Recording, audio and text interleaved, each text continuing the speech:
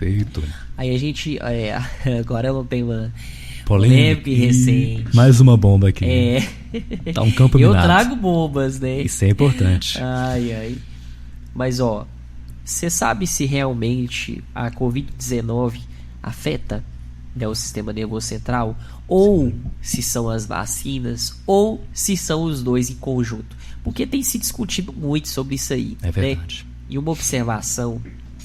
Aqui eu tô falando, o nosso alvo é o sistema nervoso central. Perfeito. Mas está tendo um índice tão alto, Victor, de morte por parada cardíaca em pessoas jovens. Sim. Faixa de 20 a 30 anos, 30 a 40 anos, sim, depois do Covid. Sim. Da Covid, né, quer dizer. Sim. De fato, a gente tem alguns comprometimentos relacionados à Covid, sim. A gente não sabe exatamente como, mas o vírus, ele tá chegando no cérebro.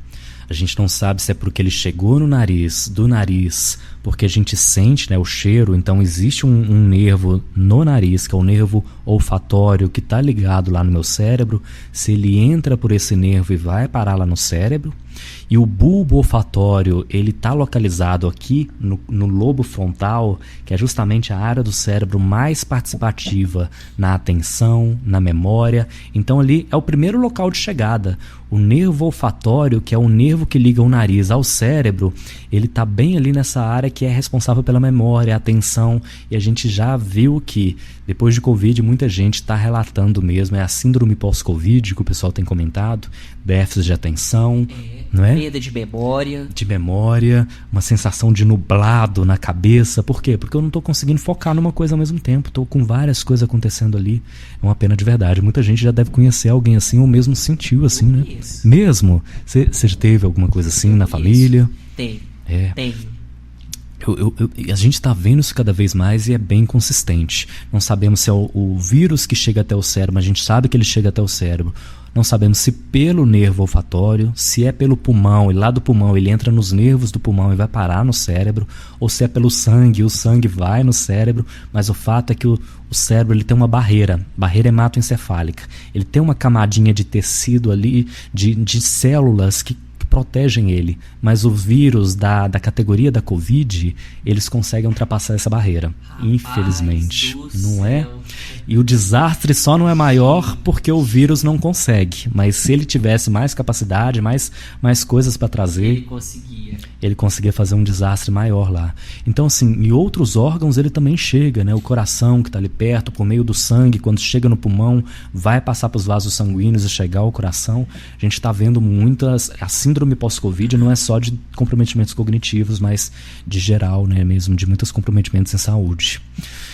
Aí vem as vacinas, porque a vacina é um pouquinho do vírus. A gente tem casos assim que cada vez mais tem revisões de literatura, estudos bem consistentes que vão buscar ver um elencar de casos que são relacionados a isso. O que a gente sabe até o momento? Porque complexo, vai ter um estudo que monta para um lado, outro estudo que monta para o outro. A maioria dos casos que tem acontecido de comprometimento neurológico depois do uso da vacina da Covid veio de pessoas já com alguma predisposição. Ou uma predisposição já de ter sido incidentes neurológicos anteriores, ou doenças graves, crônicas, diabetes, hipertensão, que a gente sabe que tem alterações de glicose, alterações nutricionais, isso vai impactar a saúde do meu cérebro também. Então, alguma sensibilidade é bem consistente, embora tem casos também de pessoas que não tiveram essa dificuldade. O fato é que a estatística é ainda muito pequena, a ponto de alcançar as diretrizes, a ponto de fazer com que seja desaconselhada a vacina. Mas tem casos ali, por exemplo, da síndrome de Guillain-Barré, foi um dos primeiros casos que chamou atenção, uma síndrome que causa deterioração de alguns neurônios e traz uma perda de movimento, trouxe algumas dificuldades ali.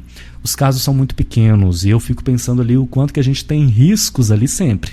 De pegar um carro, eu tenho risco de bater. Se eu tomo medicação, tenho efeito colateral. Se eu tomo açúcar, eu tenho risco de viciar no açúcar. Riscos vamos ter ali em questões assim, mas é muito ínfimo. A quantidade, a estatística é quase irrisória mesmo em relação a isso.